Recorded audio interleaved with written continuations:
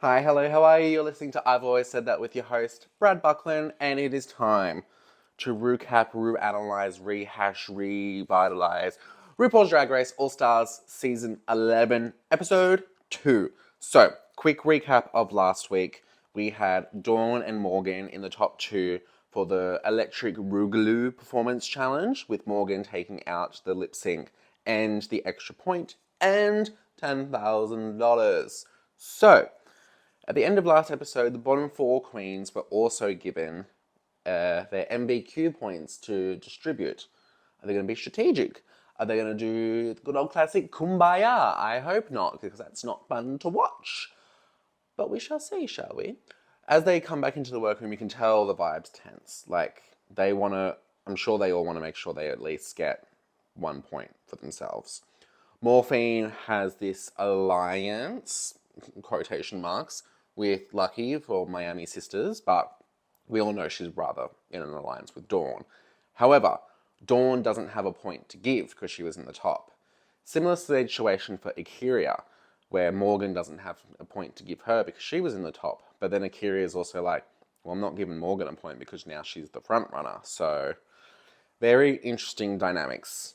Anyway, Morphine's like, I just need a minute to think. Like, I love you all so much. And it's like, I'm sure we can all read through that. But anyway, Lucky goes first, and she gives her point to Mystique.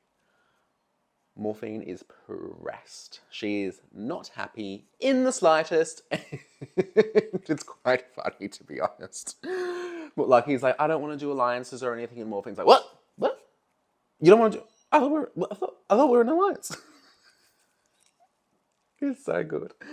Akiria, I think, very smart, then reads the room and she's like, well, I'm going to give Morphine my point. Good thinking. Also, Akiria is so calm and collected. She's like, unbothered. Love an unbothered queen.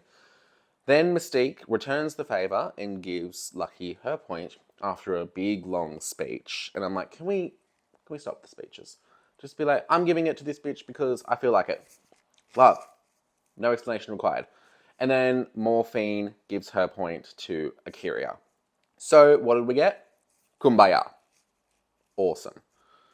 So points tally at the start of this episode. Morgan in the lead with 3, Dawn 2. So they would be the top 2 going forward if this was the end of the bracket so far. Then Akiria, Lucky, Morphine, and Mystique all have a point each. So really, it's not that everyone's still in the race, in my eyes. Like, they're all only a point behind Dawn, 2 points behind Morgan. Anything can still happen at this point. All right, so it's a new day in the workroom. And Morphine confronts Lucky over not giving her a point. And I'm like, do you really want to confront her? Is it really worth having the argument and basically ensuring that she's never going to give you a point in the future? Like, would you not just be like, yeah, girl, no worries. You and Mystique had a close week. That's so fine. And then, like, have a whinge in the confessional? Because doing that, I think, ensures that she's not going to give you one in the future. So, anyway, Rue comes in for a mini challenge, a rare mini challenge these days. Okay, and it is the most bizarre mini challenge I've ever seen. It is to put on some underwear without using your hands. So stupid. Like, why are we doing this? Basically, anyway, no one can do it, so they all split $500. They all get $500 each. I'm like, this was so stupid. Like, could you not have thought of anything else? Anyway, a bit of fun, and I do love the mini challenges in Drag Race. Bring them back every episode. Rue announces the Maxi Challenge of the week. Inspired by themed queer bars around the country, create high fashion looks. So, we've got the leather bar, the country western bar, the tropical bar, piano bar, the kitsch bar, and the white party. So you got to take materials and such inspired by those bars and turn them into high fashion look, which is, I think, very interesting, very fun. Love the theme. Morgan gets to choose first as the winner of last week's lip sync, and she chooses leather. I think that's a very smart choice for Morgan, right up her aesthetic. And then she also gets to pick who goes next. She chooses Akiria. They're in a little alliance, but it also just so happens that Akiria is standing next to her. Akiria goes and she chooses the white party. And then she gets to pick who goes next. And she just goes, let's just go down the line of everyone standing there. So that means Mystique goes next, and she chooses country western, saying that she wants to redeem herself from her country western look, which she got sent home in season 2. I think country western's an interesting choice when you want to kind of try and do high fashion. It's not that it can't be done, but I think it is definitely more of a challenge than, say, the piano bar. So Mystique continues the trend and just goes down the line and picks Dawn to go next. And as Dawn's thinking, Morphine's in her ear like, I want the piano bar. I want the piano bar. I want the piano bar. And Dawn's like, okay. Rue's like, Dawn, what bar would you like? Piano bar. And like, props to her. If my choices were the piano bar, the tropical bar, and the kitsch bar, I'd be choosing the piano bar as well. The rest are kind of tacky. So, as she said, if she gave Morphine that, she would have been screwing over herself. So, why would she do that? Morphine's, again, not happy. Poor thing's just copping it left, right, and center on these couple episodes. She gets to pick next, though, and she picks the tropical bar, which leaves Lucky with the kitsch bar. And I think for Lucky, that's worked out really well for her. I think she could really use that in her aesthetic quite well. All right. So they get into their sewing, the sewingness of it all. Dawn, Akira, seamstress down. Akira says like her process is not this environment at all. It's very like, have a drink, do some cooking, then let the inspiration come and then work on it. And I'm like, fair enough. So I was a bit worried about her at first, but I was like, I think low-key I knew she could pull it out. And then she was like, I've never won a design challenge on Drag Race. And I was like, really? That surprises me. But then like I look back at her design challenges, and the first one for season 11, love that beautiful look with the like big mohawk of hair. That was amazing. But then I think she was in the bottom for the more natural, the burlap sort of look, and she sent Raja home. Yeah, so I guess it can go either way for her.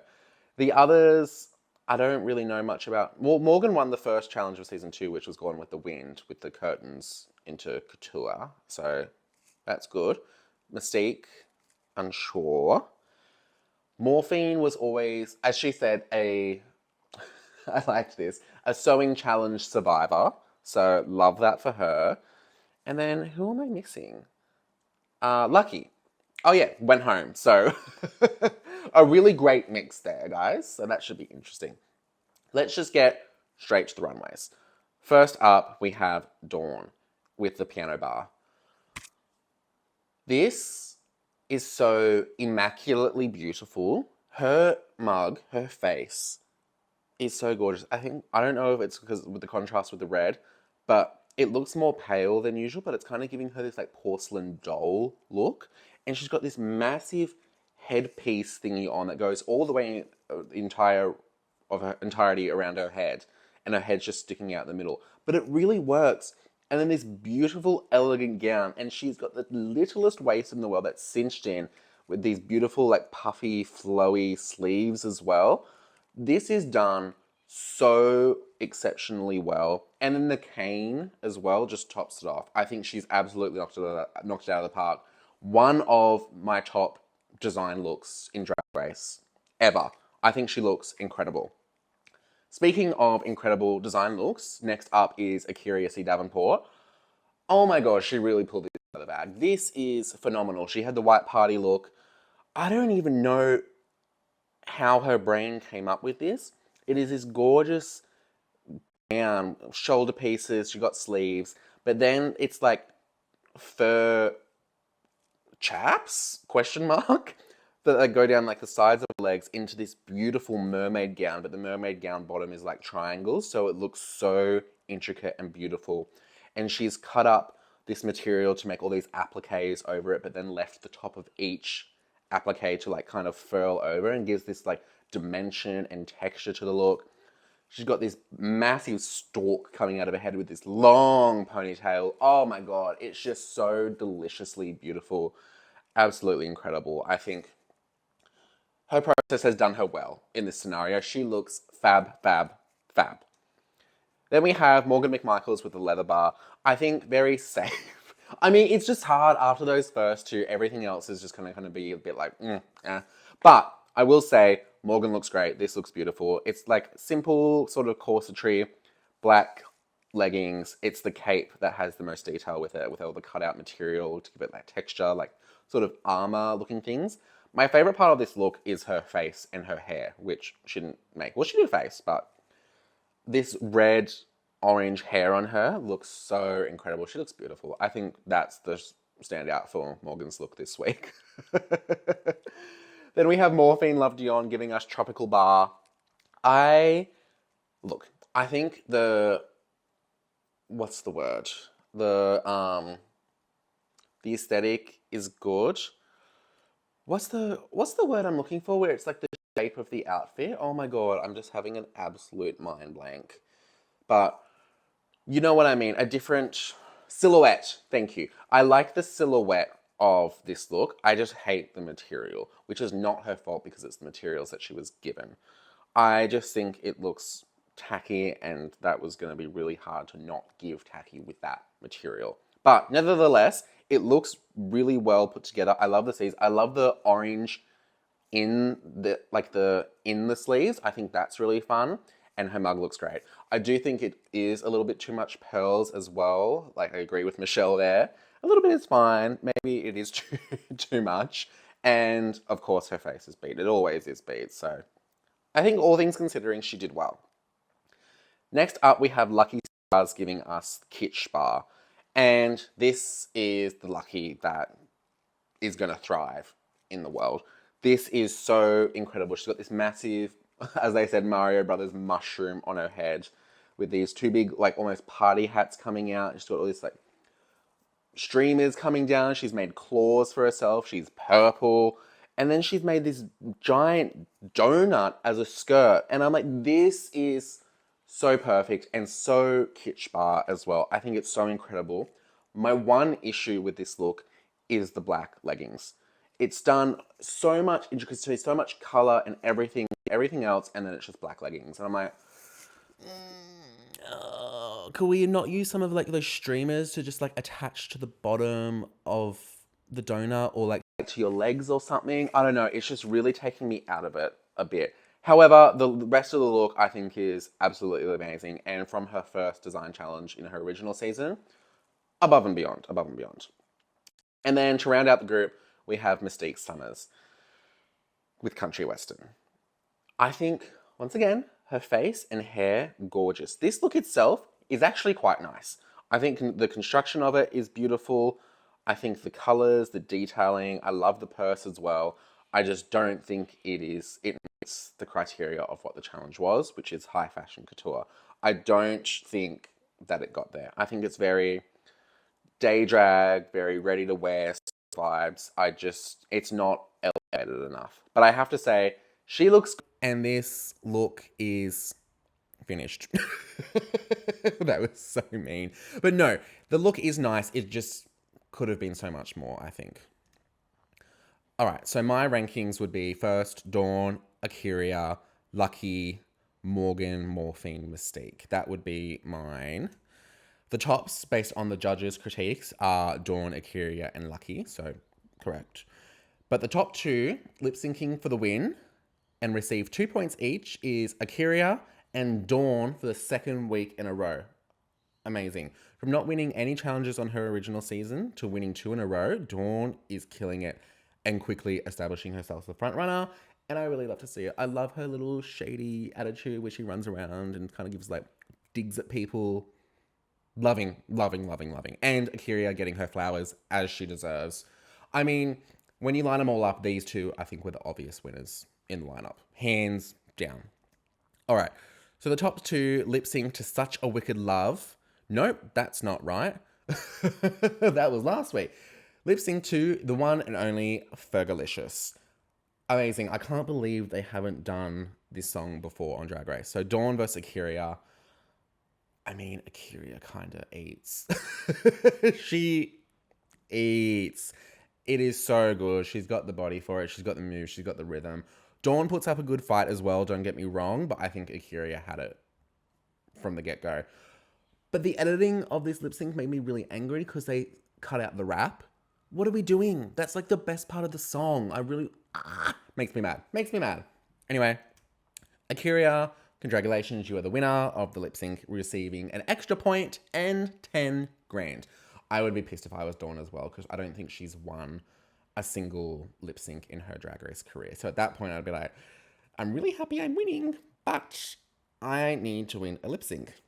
Anyway, points tally are currently at Akira with 4, Dawn also at 4, Morgan 3, and then Lucky, Morphine, and Mystique at 1. The bottom 4 queens all get their MVQ points, and we'll divvy them out at the start of next episode. I have a feeling that it's not going to be Kumbaya next episode, which I'm very much excited for. It'll be interesting to see what happens. I kind of have a feeling Morgan will give her point to Akira for some reason. That's the vibe I'm getting. I don't know what Morphine will do, but I think Lucky and Mystique will give it to each other again. That's the kind of vibes I'm getting. Great episode once again. I think 2 astounding looks from Akira and Dawn. They've absolutely killed this challenge. And next week is the last episode of Bracket 1, and we get to find out who the first 2 finalists are, which is crazy considering the show just bloody started. So let me know your thoughts on who you think is going to be the top 2 from Bracket 1 going on to the semi-finals. Remember to like, comment, subscribe, share with your friends, follow us on Instagram and TikTok at I've Always Said That.pod. This has been Brad Buckland for I've Always Said That. Thank you. You're welcome. I love you. Bye.